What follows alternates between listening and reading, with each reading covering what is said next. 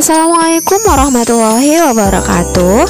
Halo adik-adik, di video kali ini kakak akan melanjutkan membahas soal persiapan UTBK Kimia 2022 yang soalnya kakak ambil dari soal asli UTBK Kimia 2021. Ini merupakan part yang ketiga ya. Soalnya masih kakak ambil dari buku Wangsit UTBK Kimia Om Jero.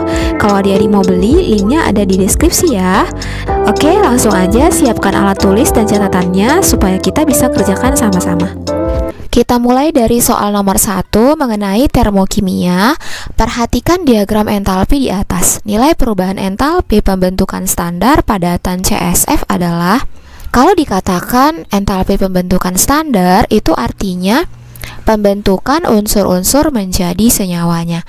Nah, ada beberapa unsur yang harus adik-adik perhatikan. Ada yang harus berbentuk diatomik, seperti oksigen O harus O2, H hidrogen harus H2, N harus N2, dan beberapa unsur golongan halogen atau 7A ya, seperti F harus F2, Cl harus Cl2, Br harus Br2, dan I harus I2. Nah, di sini yang dipinta adalah padatan CSF. Jadi senyawanya itu adalah CSF ya. Kemudian padatan. Nah, ingat beberapa wujud zat ya. Kalau padat itu solid, disingkat dengan S kecil. Kemudian kalau cair itu liquid, L kecil. Gas itu G. Satu lagi larutan ya, Aki. Nah, setelah ini kita udah tahu senyawa yang diminta adalah CSF. Kita cari unsur-unsur pembentuk senyawa CSF ini satu-satu ya. Berarti pertama itu CS, kemudian yang kedua ada F. CS itu logam berwujud padat. Jadi logam itu semuanya pada suhu kamar berwujud padat kecuali air raksa. S, kemudian fluorin, ini salah satu unsur golongan halogen berwujud gas ya. Nah, ingat fluorin tadi tidak boleh F aja, harus F2. Ini reaksinya udah selesai belum ya? Reaksinya itu harus setara. Nah, cara menyetarakan reaksinya, senyawa CSF ini, senyawa yang mau dihasilkan, itu nggak boleh kita ganggu gugat ya.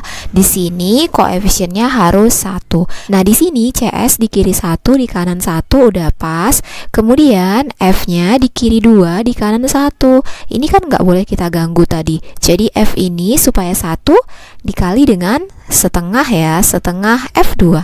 Maka yang pas yang mana? Nah, kita perhatikan yang ini CS gas ya kan, yang ini CSS. Berarti yang ini yang di bawah. Kemudian panahnya ke atas atau ke bawah? Yang dimintakan CSF berarti ini ke bawah ya. Jadi delta H1 ya, jawabannya adalah A. Oke, gimana? Mudah kan? Kita lanjut ke soal yang kedua. Materinya masih termokimia. Perhatikan reaksi berikut. Keterkaitan antara A, B, dan C adalah, ini kita lihat di kunci jawabannya semua C sama dengan. Berarti kita harus mencari reaksi yang delta H-nya C. Itu ada di reaksi nomor 3. Kita tulis reaksi yang nomor 3. 2 Fe solid ditambah 3/2O2 menghasilkan Fe2O3 solid. Maka agar dapat reaksi yang nomor 3, kita harus otak-atik reaksi yang nomor 1 dan nomor 2. Bisa aja dari koefisien atau penempatan reaktan dan hasilnya ya. Nah, caranya itu kita lihat satu-satu zatnya ya, dari mulai kiri sampai ke yang kanan. Yang pertama, di sini ada 2 FeS, itu ada pada reaksi nomor 1 apa 2? Reaksi nomor 1 ya, ini 2 Fe solid. Tetapi yang diketahui 2 Fe-nya di sebelah kanan, yang diminta di sebelah kiri. Berarti reaksinya harus dibalik ya. Kalau reaksinya dibalik, delta H-nya juga dibalik atau berubah tanda. Ini delta H-nya A, berarti kalau dibalik min A ya, min A kilojoule. Terus habis 2 Fe ada 3/2O2. Itu ada di reaksi yang kedua ya, karena tinggal nomor 2. Ini ada setengah O2 yang diminta 3/2. Maka harus dikali 3. Posisinya gimana? Udah sama-sama di sebelah kiri ya. O2 yang diketahui di kiri, O2 yang ditanya di kiri juga. Berarti karena hanya dikali 3, reaksinya dikali 3. Karena reaksi dikali 3, maka delta H-nya juga dikali 3. B dikali 3, 3B ya, 3B kilojoule. Nah, kalau udah, ini reaksinya tinggal kita jumlahkan. Berarti delta H totalnya itu C sama dengan min A ditambah 3B. Dikunci B lebih dahulu, kita tukar C sama dengan 3B dikurang A. Berarti jawabannya adalah yang B ya. Nah, ini cara cepatnya kan. Kalau ujian kalian bisa jawab seperti ini. Kalau mau belajar untuk memastikan atau seandainya nanti kejadian reaksinya itu rumit, misalnya zatnya itu ada di 2 reaksi atau jumlahnya itu belum pasti, kalian bisa menuliskan reaksinya. Misalnya reaksi nomor 1 kan dibalik, kalian tulis reaksi dibaliknya 2Fe ditambah 3CO2 menghasilkan Fe2O3 ditambah 3CO. Kemudian reaksi nomor 2 tadi dikali 3, hasilnya menjadi 3CO ditambah 3/2O2 menghasilkan 3CO2. Nah, setelah ini kan reaksinya semua dijumlahkan ya. Yang berada di ruas yang sama dijumlah. Kalau ada di ruas yang berbeda, bisa saling mengurangi ya. Di sini, di kiri ada 3CO2, di kanan juga ada 3CO2, kita habiskan. Di reaksi yang kedua ada 3CO di kiri, di reaksi pertama ada 3CO di kanan. Habis ya. Jadi kan tinggal 2Fe pas sama 3/2O2 pas sama Fe2O3 pas ya. Jadi terbukti reaksinya udah sesuai ya. Oke, paham ya? Kita lanjut ke soal yang ketiga.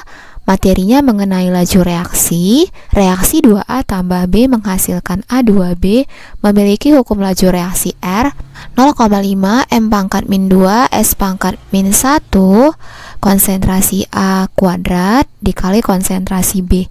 Jika 1,6 molar zat A direaksikan dengan 1,2 molar zat B, maka laju reaksi setelah 25% zat A bereaksi adalah. Jadi yang ditanya adalah laju reaksinya ya. Laju reaksi itu ini R. Jadi R-nya yang ditanya ini belum diketahui konsentrasi A sama konsentrasi B setelah 25% zat A bereaksi. Jadi kita harus tahu konsentrasi A dan B setelah 25% zat A bereaksi ya. Kita buat reaksinya 2A ditambah B menghasilkan A2B. Udah setara ya.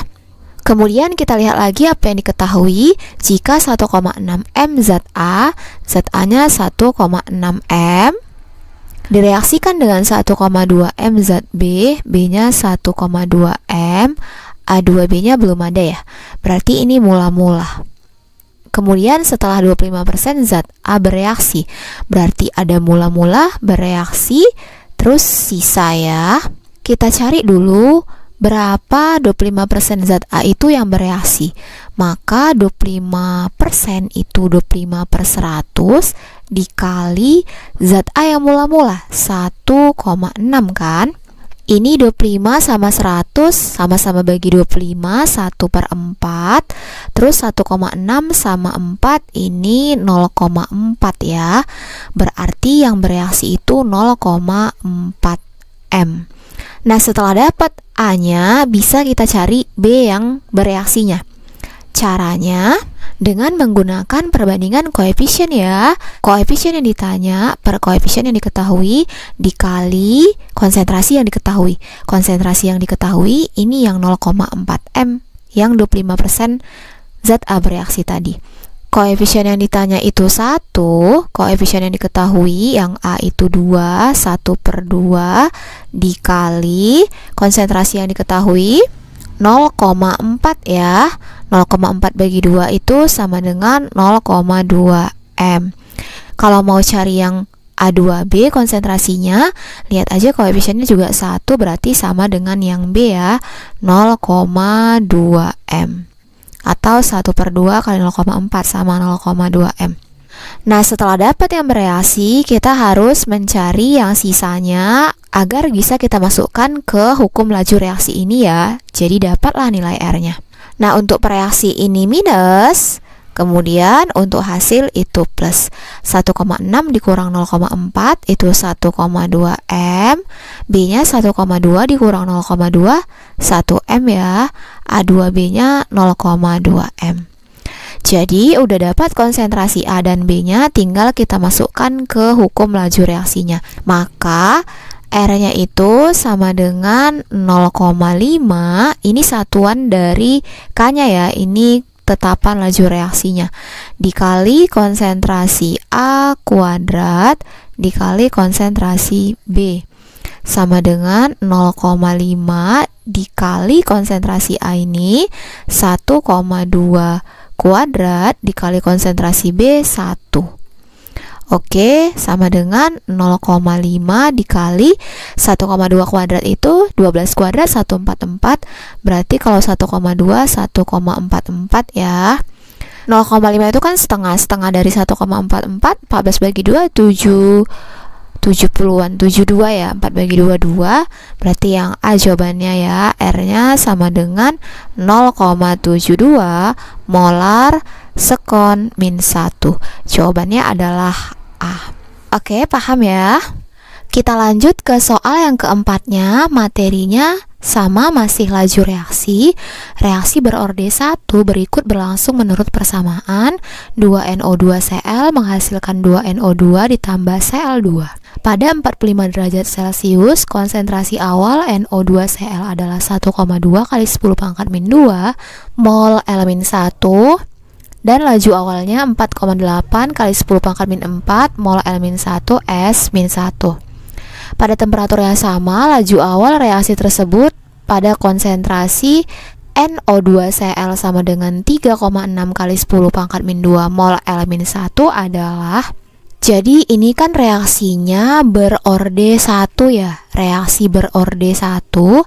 Berarti kalau kita buat persamaannya, V sama dengan, atau R juga bisa ya, terserah adik-adik ya mana yang enaknya ya, sama dengan K dikali yang masuk ke persamaan laju atau ke hukum laju itu hanya pereaksinya aja ya. Jadi yang masuk ke persamaan hanya NO2Cl-nya aja.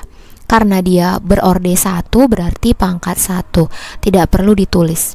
Jadi di sini ada dua percobaan dengan suhu yang sama, ini ya, pada temperatur yang sama.